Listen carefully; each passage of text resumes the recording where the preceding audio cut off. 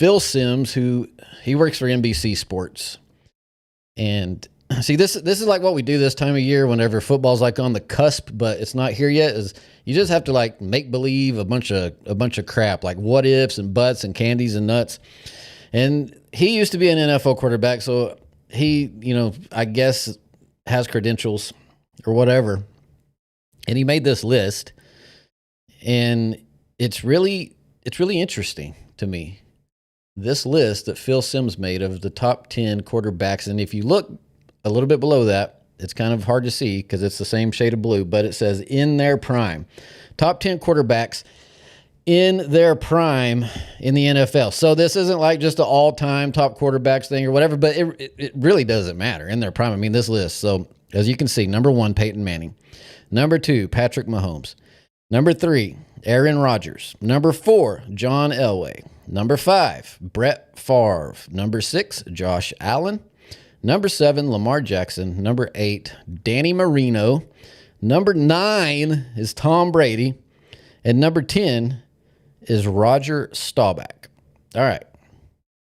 So, there's a couple different directions that we could go with this, and everybody's going to have their own opinion. So none of this is like, it's not an official whatever. It's just a guy's opinion. But I think that, honestly, like, there's no way that this can be real. I don't think that he had to do this for some kind of clickbait. He had to do it to, propaganda some people.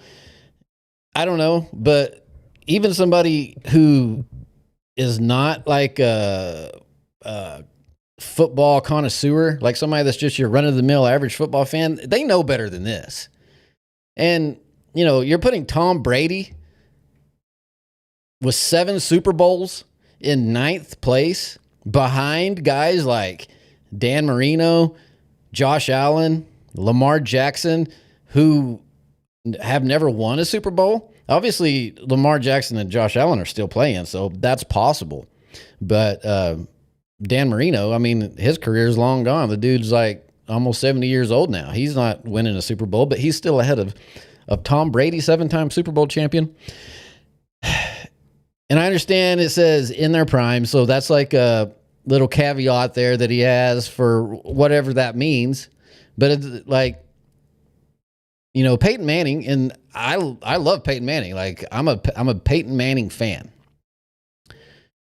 But Peyton Manning played the majority of his career with 2 Hall of Fame level receivers in Marvin Harrison and Reggie Wayne. He had a Hall of Fame guy on each side. He had probably a Hall of Fame running back with Edgerrin James.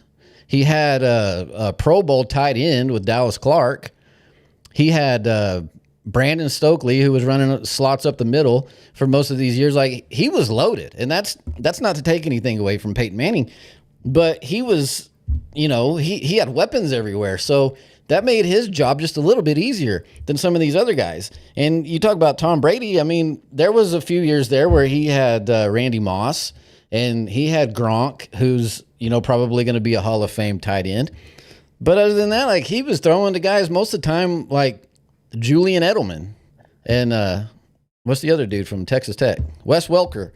Those guys are like 5'6", and he's like making them receivers. They're not even receivers, but like, that's the kind of weapons that he had, and he was able to pull around and get 7 Super Bowls out of that. 6 with the Patriots, and then another one with the Buccaneers when he was like 42. Which, okay, you're probably going to say 42 is not in their prime, but that's still where he was, like, banging out Super Bowls. So I don't see where you're getting Tom Brady at number 9, and then where the flip is Joe Montana. Joe Montana doesn't make the top 10. What does he have? 4 Super Bowls? And he was like throwing dots, and that was in the 80s, folks. Like, they weren't lollygagging around back then. You could hit the quarterback. In 1986, when Joe Montana was winning Super Bowls, he was also getting his clock cleaned almost every play by guys like Lawrence Taylor and those big old cowboy dudes. I don't even remember their names. But like, this is ridiculous. I'm kind of getting more fired up the more I look at this and the more I talk about it. I mean, Joe Montana's not even on the list. And then Tom Brady's barely on the list. And then you've got guys like, Josh Allen, which these are all great quarterbacks. Can't criticize any of them. I mean, Aaron Rodgers, he's goofy, but I guess he's a good quarterback. John Elway, yeah, he's good. Brett Favre. Josh Allen, like he doesn't have a Super Bowl. There's a good chance he could get one this year. They're going to be a good team this year. But, same thing with Lamar Jackson. But they're not there yet. They're in their prime right now, and they're not doing the things that like a Tom Brady or a Joe Montana did back whenever they were playing. And like I said, it was even a different time back then. Like these guys aren't – Josh Allen and Lamar Jackson, they're not even getting hit.